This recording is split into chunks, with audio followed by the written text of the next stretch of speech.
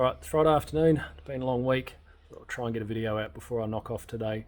We're talking about coil spring, ride height and camber. So ride height and camber in Trax MC2 or Trax suspension system. I've got a few examples set up behind me to help me illustrate what I'm going to be banging on about. The main reason for this video is overwhelmingly in both T-van and Topaz. Probably mostly going to ignore T4 today. Ride heights typically quite low, certainly in T-van, 1.5 ton vans, and pretty common in Topaz. So what we see with low ride height is excessive camber, which leads to accelerated tyre wear. And in T-van, and Topaz is not immune, but we see some suspension failures which you really don't need to experience, assuming your ride height's correct. So what I'll do is I'll have a go at explaining camber and how it changes in T-van. So I've got a little example behind me set up. I'll turn this camera around. All right, so this is an airbag T-van just to help with the demonstration. I've got a mitre box and I've zeroed it out. It is zero, as janky as it looks, and a tape. Now this is going to help us, or help me, convey ride height. We're not going to refer to spring height. Spring height is obviously directly tied to ride height, but it can be a little bit difficult to access, obviously, underneath the vehicle, and spring seats not parallel. So we'll just use ride height. This is the technique we use to gauge height from the base of the rim. It does vary with rim diameter. For this fan, it's set at the height that we would hope to see. It gives us, when loaded, approximately 3/4 of a degree of camber. At the moment, it's pretty much at zero. Now, the reason for this demonstration is I just want to be able to convey how camber changes as ride height or spring height changes. But importantly, as you'll see, we're going to change the height of this side, which is the driver's side. You're going to see, as we change the height on the right side, camber's not going to change a great deal. I'm going to lower it down now to what I consider to be quite low, and that would be around about the 730 mark. This is a pretty common height in vans that are low. So we're just below that. We're at 72, and you can see that our camber really hasn't changed. We've got 0.3 of a degree, so quite a small change. We're just going to go back up now to 780, and we're going to repeat that, but we're going to change the height on the other side. So I'm going to go down to approximately 730 or thereabouts. I won't measure it. Well, that's definitely a low T-van. This is a big tyre, so probably a little bit deceptive. And you can see we've lowered the left, and we've got a camber value of 2 degrees on the right side. What it illustrates is the left side has a big impact on the camber of the right side, and so in this van, of course, it needs a correction on the left. Typically, we would see Topaz like this, not so much T-van. If they're low, they're typically low on both sides.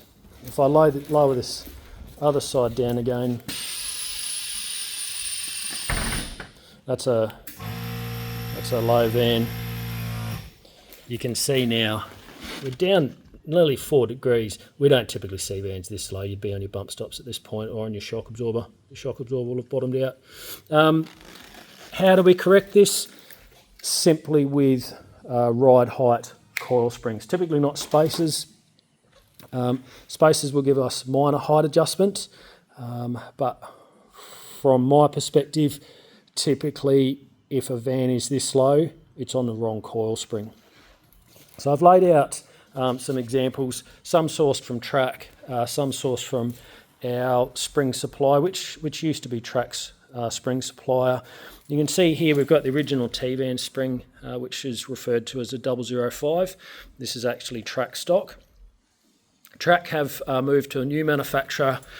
Used to be manufactured in Sydney, now elsewhere, but make really good springs. This was a version of the 005 just by their alternate manufacturer. I believe today Track don't source this spring anymore. All new vans are on the what we refer to as a 1.8 tonne spring. This spring was designed for really light vans, original T van.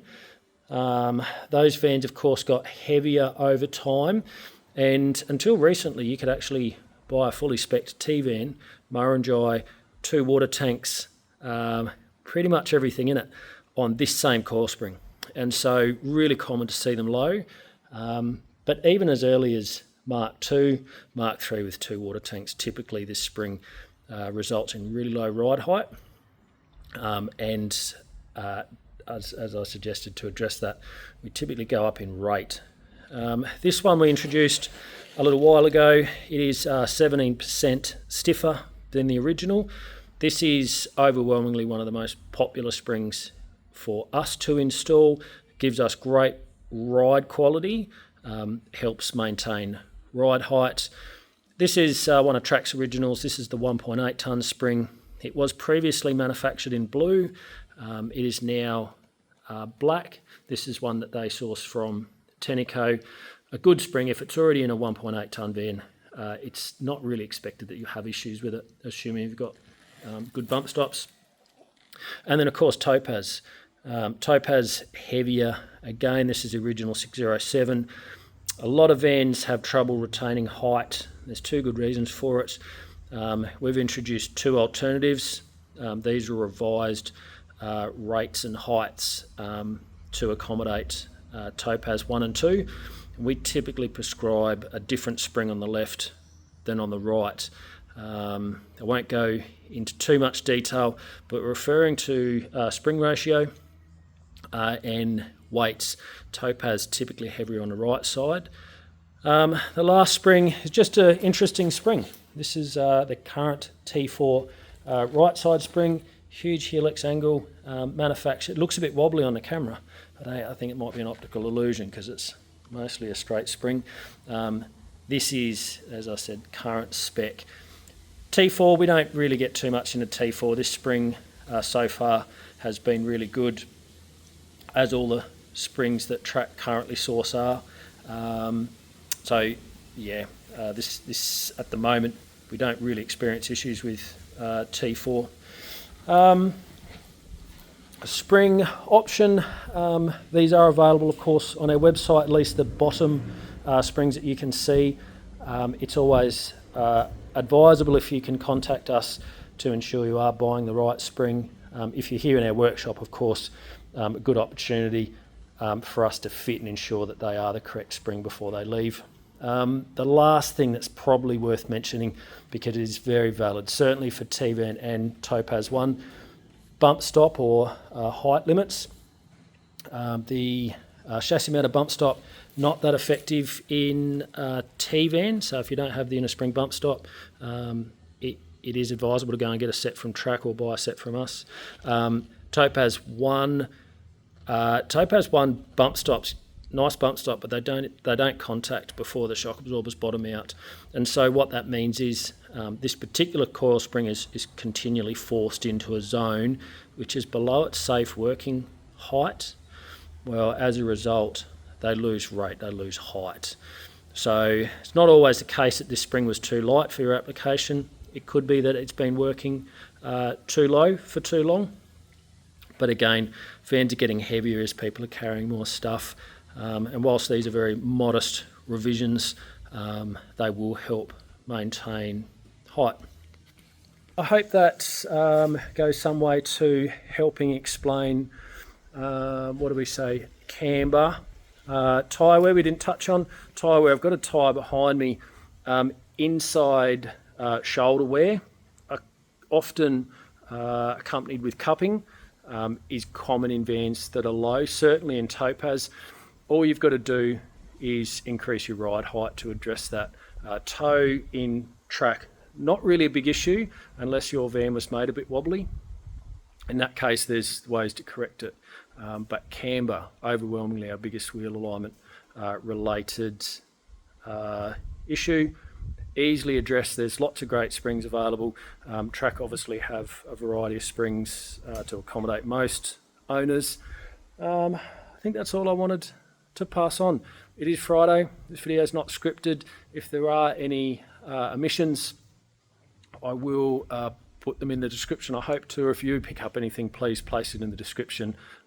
Be great if you can highlight that and we can try and address it somehow. Have a great Friday. Thank you.